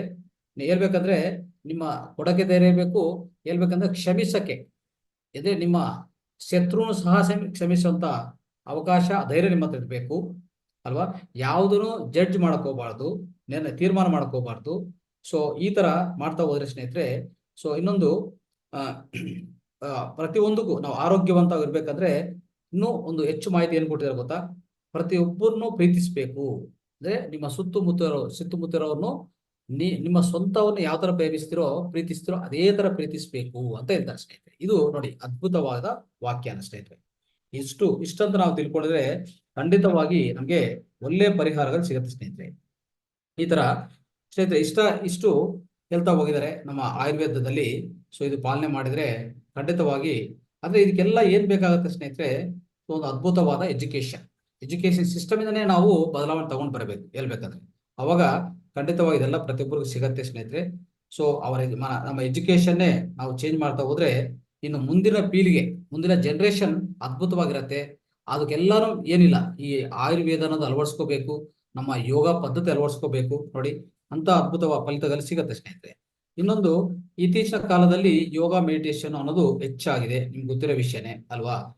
ಇದೆಲ್ಲ ಯಾಕೆ ಕೊಡ್ತಾರೆ ಅಂದ್ರೆ, ಒಂದು ಶಾಂತಿ ಅನ್ನೋದು ಪ್ರತಿಯೊಬ್ಬರ ಜೀವನದಲ್ಲಿ ಶಾಂತಿ ಬರ್ಬೇಕಂದ್ರೆ ಅವ್ರು ಏನ್ ಮಾಡ್ಬೇಕು, ಯೋಗ ಮತ್ತೆ ಈ ಮೆಡಿಟೇಷನ್ ಅದು ಕಲಿಬೇಕಾಗತ್ತೆ, ಪ್ರಾಕ್ಟೀಸ್ ಮಾಡ್ಬೇಕಾಗತ್ತೆ. ಇದು ನಮ್ಗೆ ಗೊತ್ತಿರೋ ವಿಷಯನೇ ಅಲ್ವಾ. ಸೊ ಇತ್ತೀಚಿನ ಕಾಲದಲ್ಲಿ ಈ ಯೋಗ ಅಂದ್ರೂ ನಾನು ನಿನ್ನೆನೆ ಹೇಳಿದ್ದೀನಿ. ಸೊ ಈಗ ನೋಡಿ, ಇಂಥ ಡಿಪ್ರೆಷನ್, ಡಿಪ್ರೆಷನ್ ಇಂದ, ಇಂಥ ಭಯಾನಕರ ಈ ಮನೋವ್ಯಾಧಿಯಿಂದ ನಾವು ಆಚೆ ಬರ್ಬೇಕಂದ್ರೆ ಒಂದು ಅದ್ಭುತವಾದ ಇರುವಂತ ಪರಿಕರ ಏನಪ್ಪಾ ಅಂದ್ರೆ, ನಮ್ಗೆಲ್ಲರೂ ಗೊತ್ತಿರೋದು ಧ್ಯಾನ. ಈ ಧ್ಯಾನ ಅನ್ನೋದು ಹೆಚ್ಚಾಗಿ ಮಾಡ್ತಾ ಹೋದ್ರೆ ಸ್ನೇಹಿತರೆ, ಡಿಪ್ರೆಷನ್ ಇಂದ ವೇಗವಂತವಾಗಿ ಆಚೆ ಬರ್ಬೋದು. ಇಷ್ಟೆಲ್ಲ ಉದಾಹರಣೆ ಕೊಡ್ತಾ ಬಂದಿದೀವಿ. ಇದೆಲ್ಲ ಏನಂದ್ರೆ ನೀವು ವಿಧ ವಿಧ ಕೋನದಲ್ಲಿ, ಬಹು ಕೋನದಲ್ಲಿ ನಾವು ಅರ್ಥ ಮಾಡ್ಕೋಬೇಕಂತ ನಾನು ಇಷ್ಟೆಲ್ಲ ನಿಮ್ಗೆ ಮಾಹಿತಿ ಕೊಡ್ತಾ ಇದ್ದೀನಿ ಸ್ನೇಹಿತರೆ. ಆದ್ರೆ ಯೋಗ ಚಿತ್ತ ವೃತ್ತಿ ನಿರೋಧ ಯೋಗ ಅಂತ ನಾವು ನಿನ್ನೆ ತಿಳ್ಕೊಂಡಿದ್ವಿ. ಪತಾಂಜಲಿ ಮಹರ್ಷಿಯವರು ಹೇಳಿದರು. ಅದೇ ಮತ್ತೆ ಪರಿಹಾರ ಯಾವುದಕ್ಕೂ, ಈ ಡಿಪ್ರೆಷನ್ ಅಂದ್ರೆ ಹೆಚ್ಚು ಸ್ಟ್ರೆಸ್ ಏನಿದೆಯೋ, ಒತ್ತಡಿಯಿಂದ ಆಚೆ ಬರಕ್ಕೆ, ಡಿಪ್ರೆಷನ್ ಇಂದ ಆಚೆ ಬರಕ್ಕೆ ಮತ್ತೆ ಪರಿಹಾರ ಏನಪ್ಪ, ಚಿತ್ತ ವೃತ್ತಿ ನಿರೋಧ ಯೋಗ, ಅದೇ ಪರಿಹಾರ ಆಗುತ್ತೆ ಸ್ನೇಹಿತರೆ, ಅರ್ಥ ಮಾಡ್ಕೊಳ್ಳಿ. ಸೊ ಈ ತರ ನಾವು ಮಾಡ್ತಾ ಹೋಗೋಣ. ಆದ್ರೆ ಇತ್ತೀಚಿನ ಕಾಲದಲ್ಲಿ ಯೋಗ ಅಂದ್ರೆ ಮತ್ತೆ ಯೋಗಾಸನಸ್ ಅಂತ ಅನ್ಕೊತಾ ಇದ್ದಾರೆ. ಅದು ತಪ್ಪು ಸ್ನೇಹಿತರೆ. ಆತರ ಅಂದ್ರೆ ಯಾವುದೇ ಕಣ್ಣು ಮುಚ್ಕೊಂಡು ಸ್ವಲ್ಪ ಮೆಡಿಟೇಷನ್ ಮಾಡೋದು, ಸ್ವಲ್ಪ ಯೋಗಾಸನಸ್ ಮಾಡೋದು, ಒಂದು ಪ್ರಾಣಾಯಾಮ ಮಾಡೋದು, ಮಂತ್ರ ಮಾಡೋದು, ಅದೇ ಯೋಗ ಅಂತ ತಪ್ಪು ತಿಳ್ಕೊಂತ ಇದ್ದಾರೆ. ಅದು ಯೋಗ ಅಲ್ಲ. ಯೋಗ ಅಂದ್ರೆ ನೀವು ನಿಮ್ಮ ಪೂರ್ತಿ ಜೀವನವನ್ನೇ ಬದಲಾಯಿಸುವಂತ ಆ ಅತ್ಯಂತ ಅದ್ಭುತವಾದ ಆ ಪ್ರಕ್ರಿಯೆ, ನಿಜವಾದ ಧ್ಯಾನ ಪ್ರಕ್ರಿಯೆ ಹೇಳ್ಬೇಕಂದ್ರೆ ನಮ್ಮ ಆನಾಪಾನಸತಿ ಅಂತ ಹೇಳ್ಬೋದು ಸ್ನೇಹಿತರೆ. ಅದು ನಾವು ಅರ್ಥ ಮಾಡ್ಕೋಬೇಕು. ಅದರಿಂದ ಏನಾಗುತ್ತಂದ್ರೆ, ಪೂರ್ತಿ ನಮ್ಮ ಒಳಗಡೆ ಹೆಚ್ಚು ಶಾಂತಿ ಬರುತ್ತೆ, ಹೆಚ್ಚು ಬುದ್ಧಿವಂತಿಕೆ ಬರುತ್ತೆ. ಹೇಳ್ಬೇಕಂದ್ರೆ ಯಾವುದೇ ಸ್ನೇಹಿತರೆ, ನೀವು ಮಾಡ್ತಾ ಇರೋಂಥ ವ್ಯವಹಾರ ಯಾವುದೇ ಮಾಡಿ, ನಿಮ್ಮ ಜೀವನದಲ್ಲಿ ಮಾಡ್ತಾ ಇರೋಂಥ ವ್ಯವಹಾರ ಯಾವ ವ್ಯವಹಾರ ಮಾಡಿದ್ರು ಅದರಲ್ಲಿ ಡಿಟ್ಯಾಚ್ಮೆಂಟ್ ಅಂದ್ರೆ ಯಾವುದು ಅಟ್ಯಾಚ್ಮೆಂಟ್ ಇಟ್ಕೊಂಡು ಮಾಡಕ್ ಹೋಗ್ಬೇಡಿ. ಅದು ಈ ಧ್ಯಾನ ಮಾಡ್ತಾ ಹೋದ್ರೆ ನಿಮ್ಗೂ ಆ ಕ್ಯಾರೆಕ್ಟರು ಇಲ್ಲಾಂದ್ರೆ ಆ ಲಕ್ಷಣ ನಿಮ್ಗೆ ಪ್ರತಿಯೊಬ್ಬರಿಗೂ ಬರುತ್ತೆ ಸ್ನೇಹಿತರೆ. ಯಾವಾಗ ನೀವು ಮಾಡೋದು ಡಿಟ್ಯಾಚ್ಮೆಂಟ್ ಆಗಿ ಮಾಡ್ತಿರೋ, ಅದು ಯಶಸ್ವಿ ಆದ್ರೂ ಯಶಸ್ವಿ ಆಗಿಲ್ಲ ಅಂದ್ರು ನಿಮ್ಗೆ ಯಾವುದು ಇಂಥ ಡಿಪ್ರೆಷನ್, ಒತ್ತಡ ಅಂತೂ ನಿಮ್ಗೆ ಬರಲ್ಲ ಸ್ನೇಹಿತರೆ, ಅರ್ಥ ಮಾಡ್ಕೊಳ್ಳಿ. ಸೊ ಇದು ನಮ್ಮ ಇಂಡಿಯನ್ ಫಿಲಾಸಫಿಯಲ್ಲಿ ಅಂದ್ರೆ ನಮ್ಮ ಭಾರತ ದೇಶ ತತ್ವದಲ್ಲಿ ಈ ಧ್ಯಾನ ಅನ್ನೋದು ಪ್ರಾಥಮಿಕವಾಗಿದೆ ಸ್ನೇಹಿತರೆ, ಅರ್ಥ ಮಾಡ್ಕೊಳ್ಳಿ. ಸೊ ಆದ್ರೆ ಈ ಮೆಟಲಿಸ್ಟಿಕ್ ಲೈಫ್ ಅಲ್ಲಿ ಇಲ್ಲ, ಸ್ಪಿರಿಚುವಲ್ ಲೈಫ್. ಈ ಸ್ಪಿರಿಚುವಲ್ ಲೈಫ್ ನಾವೆಲ್ಲರೂ ಪಾಲಿಸಿದ್ರೆ ಇಂಥ ಅದ್ಭುತವಾದ ಫಲಿತಗಳು ಸೃಷ್ಟಿ ಮಾಡ್ಬೋದು. ಇನ್ನು ಮುಂದಿನ ಜನರೇಷನ್, ಮುಂದಿನ ಪೀಳಿಗೆಗಂತೂ ಯಾವುದು ನಾವು ಈ ಜ್ಞಾನ ಅಂತ ಇದೆಯೋ ಇದೆಲ್ಲ ತಿಳಿಸ್ಕೊಟ್ಟಿದ್ರೆ ಅವರು ಅದ್ಭುತವಾದ ಮನುಷ್ಯಾಗಿ ತಯಾರಾಗ್ತಾರೆ. ಯಾವುದು ಈ ಡಿಪ್ರೆಷನ್, ಒತ್ತಡ ಅನ್ನೋದು ಅವ್ರಿಗೂ ಯಾವುದೇ ಆತಂಕ ಕೊಡಲ್ಲ, ಯಾವುದೇ ವ್ಯಾಧಿಗಳು ಕೊಡಲ್ಲ. ಖಂಡಿತವಾಗಿ ಅದ್ಭುತವಾದ ಬಲವಾದ ಮನಸ್ಸು ಮತ್ತೆ ವಿಶಾಲವಾದ ಹೃದಯ ಅನ್ನೋದು ಖಂಡಿತವಾಗಿ ಅವ್ರಿಗೆಲ್ಲ ಬರತ್ತಂತ ಹೇಳ್ತಾ ಇಂದಿನ ಸಮಗ್ರ ಜೀವನ ಶೈಲಿ ಅಂಶವನ್ನು ನಾವು ಮುಗಿಸ್ತಾ ಇದ್ದೀವಿ ಸ್ನೇಹಿತರೆ.